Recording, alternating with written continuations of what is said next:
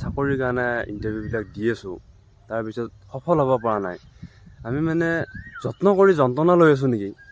চৰকাৰে যদি আমাকো এই বয়সটো বঢ়াই দিলেহেঁতেন, কিজানি আমিও সফল হ'ব পাৰিলোহেঁতেন।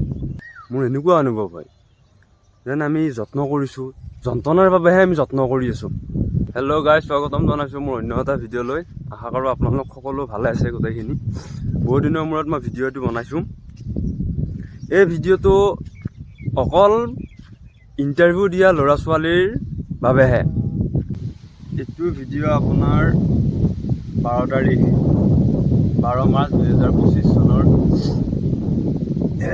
বুধবাৰৰ দিনটোৰ ভিডিঅ'। 12 মাৰ্চ তাৰিখ ৰাতিপুৱা 11টা বজাৰ পিছৰ সময়খিনিৰ ভিডিঅ' এইটো।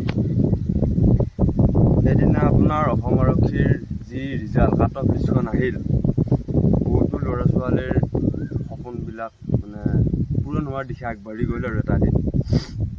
আৰু বহুতে নাপালে, মানে কাট অফ লিষ্টত নামটো নাহিল, কৈছে যে হাই কাট অফ গৈছে। এতিয়া ধৰ এডভাৰ্টাইজত আপোনাৰ এটা পোষ্টৰ বিপৰীতে 5জনকৈ ল'ৰা মানে কেণ্ডিডেট মাতাৰ কথা আছিলে নটিচ মতে। এতিয়া মাতিছে এটা পোষ্টৰ বিপৰীতে 2জনকৈ, সেই 2জনৰো এজনেহে পাব। গতিকে আমি কোনোবাখিনিত হয়তো নিজকে কম কষ্ট কৰিছোঁ আৰু, যাৰ কাৰণে নেকি আমাৰ এই 2জন কেণ্ডিডেটৰ ভিতৰত আমাৰ নামটো অহা নাই।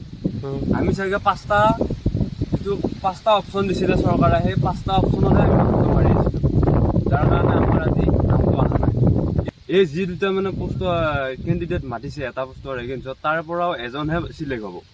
গতিকে আমি এনেকুৱাকৈ কষ্ট কৰিব লাগিব যাতে এটা পোষ্টৰ এগেইনষ্টত এজনকৈ আমি কষ্ট কৰিব লাগিব। মানে এতিয়া আমি যিখিনি কষ্ট কৰি আছোঁ আৰু বেছি কষ্ট কৰিব লাগিব। গতিকে যিখিনি সময় গ'ল সেইখিনি সময়ৰ কাৰণে আৰু মাথা মাৰি লাভ নাই কোনো কাৰণত। আৰু যিমান ছেকেণ্ড লিষ্ট আহিলেও সেই এটা পোষ্টৰ এগেইনষ্টত এজন মানুহে চাকৰি পাব। গতিকে ইয়াতে মাথা মাৰি পেলাই লাভ নাই, কোনো ধৰণৰ আন্দোলন কৰিব নালাগে, ধৰ্ণা দিব যাব নালাগে। কাৰণ গতিকে আহি থকা দিনবোৰত যাতে এতিয়া যিমানখিনি কষ্ট কৰিছিলোঁ আৰু তাতকৈ আৰু বেছি কষ্ট কৰিবলৈ পাৰোঁ আমি, সেইটোৰ ওপৰতে চেষ্টা কৰিব লাগিব। আৰু এটা মেইন সমস্যা হৈছে যে সংৰক্ষণ ব্যৱস্থাটো। আমি হৈছোঁ জেনেৰেল কাষ্টৰ ল'ৰা। জেনেৰেল কাষ্টত বহুতো সমস্যা। চৰকাৰে ভাবে আমাৰ বহুত সুবিধা আছে, কিন্তু সুবিধা চাব গ'লে আমাৰ একো নাই। কিয় একো নাই? আমাৰ জেনেৰেলত বেলেগ কাষ্টৰ ল'ৰা আহি পেলাই বা যিকোনোৱে ল'ৰা হওক ছোৱালী হওক চাকৰিৰ খাতিৰত আমাৰ জেনেৰেলতহে সোমায়। সেইকাৰণে আমাৰ জেনেৰেলৰ কাট অফটো হাই যায়। এতিয়া জেনেৰেলত যদি কাট অফ আপোনাৰ 53 গৈছে, তাতে আকৌ OBCৰ বেছি পোৱা ল'ৰাবিলাক ছোৱালীবিলাক আমাৰ জেনেৰেলত আহি পেলাই সোমায়, যাৰ কাৰণে নেকি আমাৰ জেনেৰেলৰ কাট অফটো হাই যায়। গতিকে চৰকাৰে এই যিটো সংৰক্ষণ ব্যৱস্থাটো মানে কাষ্টটো এইটো উঠাই দিব লাগে। চাকৰি দিয়াৰ ক্ষেত্ৰত এইটো মেধাৰ ভিত্তিত দিব লাগে, মানে যাৰ যোগ্যতা আছে সিয়ে চাকৰি পাব। এইটো সংৰক্ষণ যিটো কাষ্ট আমাৰ, সেইটোৰ ওপৰত যদি চাকৰি দিয়ে তেনেহ'লে আমাৰ জেনেৰেলে চাকৰি পোৱাটো খুব কঠিন হৈ পৰিছে আজিৰ দিনত। কাৰণ 2025 চনৰ মাৰ্চৰ 4 তাৰিখৰ পৰা 12 তাৰিখলৈকে মই যিকেইটা ৰিজাল্ট পালোঁ, এটাতো ছাকচেছ হ'ব পৰা নাই। গোটেইকেইটাতে আহিছে বেটাৰ লাক নেক্সট টাইম। এতিয়া বেটাৰ লাক নেক্সট টাইম কেতিয়া আহিব? গতিকে মই এইবিলাক বাদ দিছোঁ চাকৰি কৰাৰ ক্ষেত্ৰত।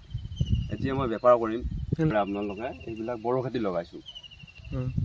এতিয়া বড়ো খেতি লগাইছোঁ, বিঘাত আপোনাৰ 10,000 টকা 11,000 টকা খৰচ হৈছে। ভালকৈ কৰিছোঁ, ধুনীয়াকৈ কৰিছোঁ, পানী ধুনীয়া হৈ আছে। এতিয়া খেতি চাওক, খেতি কৰিছোঁ। ইফালে আৰু আছে সেইখিনি, আৰু মই অকলে কৰা নাই, দোষো আছে। কি কবি দোষ? চাকৰিৰ ক্ষেত্ৰত কিবা এটা কওঁ। চাকৰিৰ ক্ষেত্ৰততো মই মাথা মৰাই নাই, আগৰ পৰা মাৰাই মই বৰ্তমান এনেকুৱা আৰু বিশেষকৈ চৰকাৰী চাকৰিৰ ক্ষেত্ৰত মই এনেকুৱা মাথা মাৰাই নাই, কোনো ইণ্টাৰভিউ দিয়া নাই। কেৱল ব্যক্তিগত খণ্ডতে মই কাম কৰি আছোঁ। এই খেতি বাতি কিবা কিবি এইবিলাকত লাগি থাকোঁ, সেয়াই আৰু এইখিনিতে আছে। ভালকৈ টকা পইচা বিচাৰিবলৈ গম পালে মানে আমাৰ এইখিনিতে পইচা পাতি আছে। ব্যক্তিগত খণ্ডটো আজিকালি ভাল, যদি ভালকৈ কাম কৰে, ভালকৈ মনেৰে যদি ভাল হিচাপত কাম কৰে, মানে পইচা ইনকাম কৰিম বুলি যদি কাম কৰে, ব্যক্তিগত খণ্ডত বহুত পইচা আছে।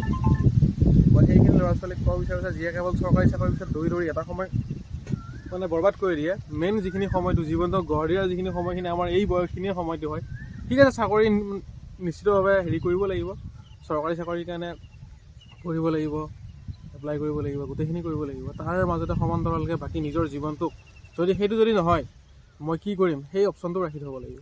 এইখিনিয়ে আৰু বহুত বেছিকৈ নকওঁ, এইখিনি চবেই গম পায়, চব শিক্ষিত ল'ৰা ছোৱালী, জনা বুজা ল'ৰা ছোৱালী।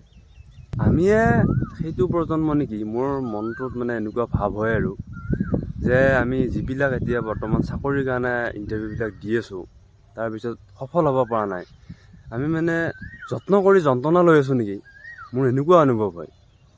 যেন আমি যত্ন কৰিছোঁ, যন্ত্ৰণাৰ বাবেহে আমি যত্ন কৰি আছোঁ। আমি সফল কেতিয়া হ'ম? আৰু বিশেষকৈ জেনেৰেল কাষ্ট হোৱাৰ বাবে বহুত দুখ লাগে। দুখ লগাৰ মই কাট অফ হাই যোৱাৰ মেইন কথাটো মই নকওঁ, কিন্তু আমাৰ বয়সটো গোটেই কম।